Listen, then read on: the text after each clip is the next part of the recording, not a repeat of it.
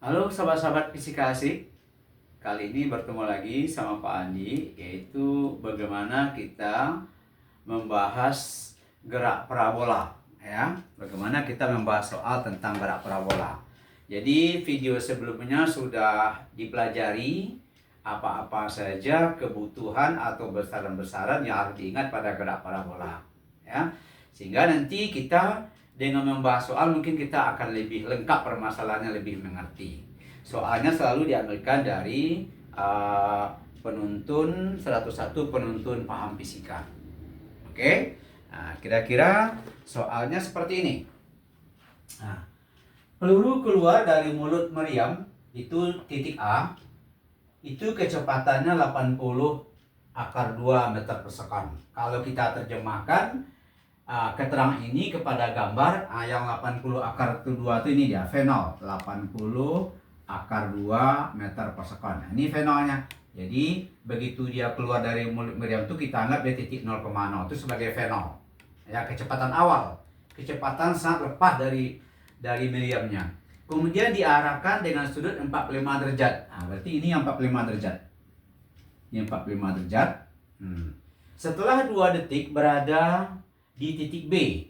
Nah, mungkin ini titik A, ini mungkin titik B, ya. Ini sebagai titik B.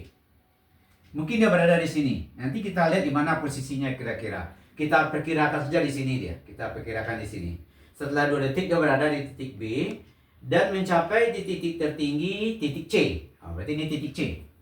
Ini titik C dan jatuh di tanah titik D. Nah, dikira begitu. Jadi kita lihat ada 4 titik. Titik A itu pas dia dilepas dari mulut meriam. Setelah 2 detik berada di titik B. Setelah di titik C dia mencapai titik tertinggi dan jatuh lagi ke tanah, itu sebagai titik D. Nah, sekarang pertanyaannya, itulah kecepatan terhadap sumbu X dan sumbu Y. Ya, itu yang A-nya. Nah, kita jawab dulu. Kecepatan terhadap sumbu X dan sumbu Y. Nah, kita tahu pada konsep sebelumnya, untuk mencari kecepatan dari sumbu X, berarti Vx. Vx itu sama dengan V0 X, sama dengan V0 cos alpha.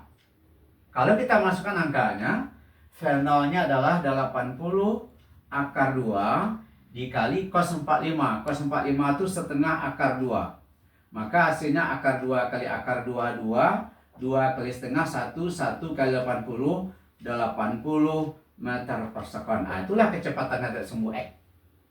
Ya. Kemudian berapakah kecepatan dari sumbu Y? Berarti Vy. Vy sama dengan V0 sin alpha.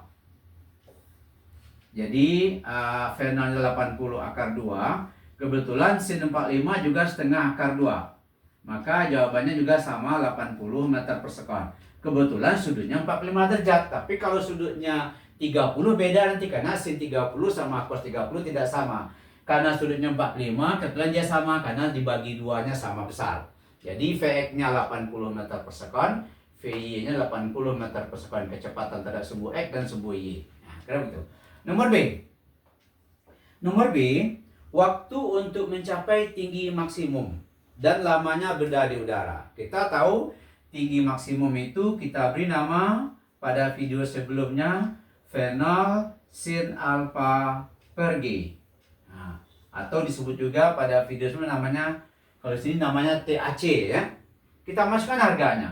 V0 sin alpha sudah kita dapatkan. Nah, mungkin yang kita pakai, ya. Ini V0 sin alpha yang kita cari berarti 80 dibagi dengan 10, berarti ini 8 detik. 8 detik. Jadi berapa waktu untuk mencapai tinggi maksimum begitu dia dilepas sampai dari puncak? Dia bentuk separuh lagi, ya. Kan banyak sekarang tuh peluru ditembakkan, ya, seperti ada perang-perang di dunia ini, ya. Dia lintasan bentuk parabola sampai dia di udara separuh, dia bentuk separuh lagi. Jadi kebetulan waktunya 8 detik. Kemudian berapa lamanya benda di udara? Kita tahu pada konsep sebelumnya TU itu 2 kali tembak. Jadi 2 kali tinggi maksimum itu namanya TU, waktu di udara. Ingat, TAC sama dengan TCD. Jadi dikali 2 aja ini. Berarti ini 2 dikali 8 berarti 16 detik. Nah, itu lamanya dia di udara. Jadi begitu dilemparkan, ini sasaran sini sampai di sini dia butuh waktu 16 detik. Itu lamanya waktu di udara. Kemudian yang C, pada T sama dengan 2 sekon, tentukan kecepatan dan koordinatnya X dan Y. Kita tahu waktunya dari A ke C ini 8 detik. Kalau waktunya 2 detik, mungkin kira-kira di sini letaknya ya.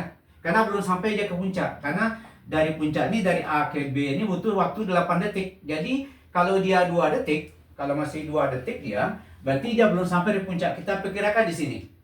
Nah, jadi berapa waktunya di sini? Jadi kalau waktu tentukan kecepatannya pada saat itu berarti berapakah Vx, berapakah Vy. Nah, jadi yang C, berapa Vx, berapa Vy. Tentu Vx kita tahu sama dengan V0 X, sama dengan V0 cos alpha.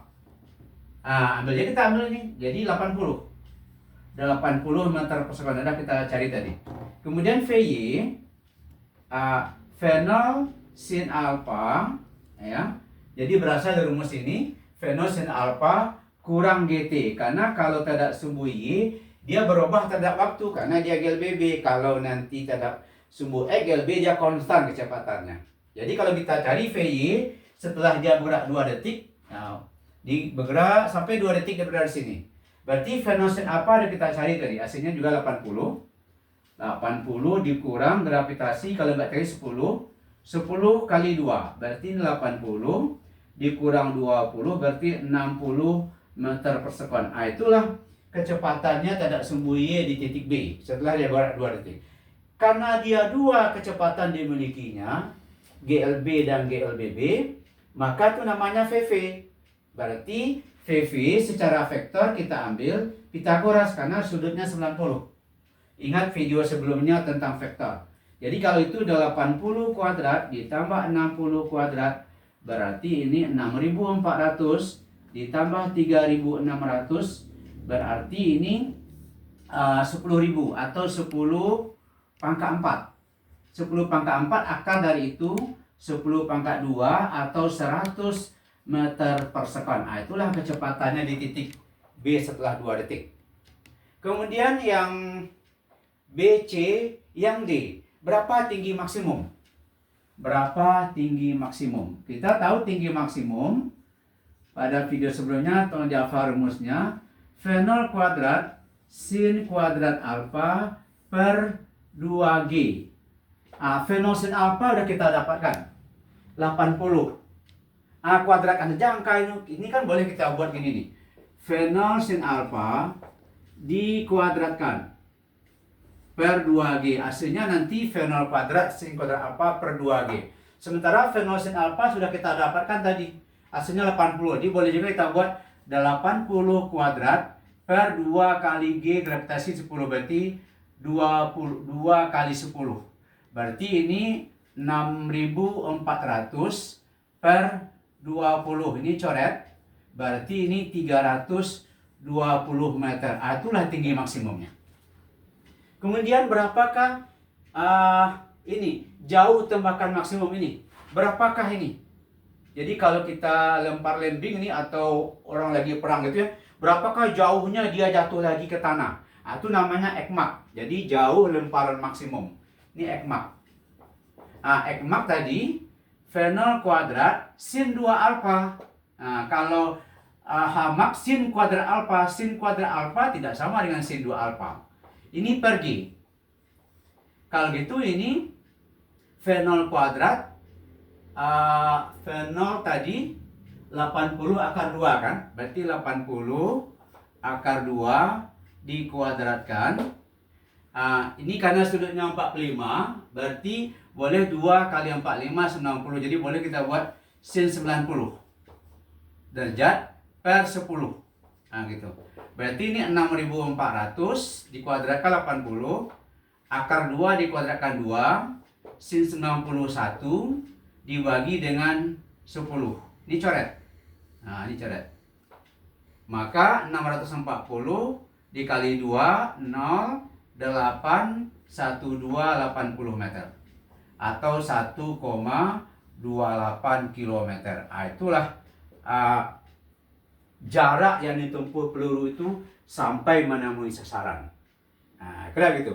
Jadi bisa diulang-ulang lagi konsep ini tentang bagaimana penyelesaian soal tentang gerak parabola ini. Nah, mungkin bisa diulang-ulang video ini sampai kamu mengerti bagaimana konsep gerak parabola, pemakaiannya dalam soal. Jadi hubungkan teori dengan soal, kamu pasti paham tentang gerak parabola. Oke, selamat mempelajari video ini dan jangan lupa subscribe. Oke, fisika itu asyik.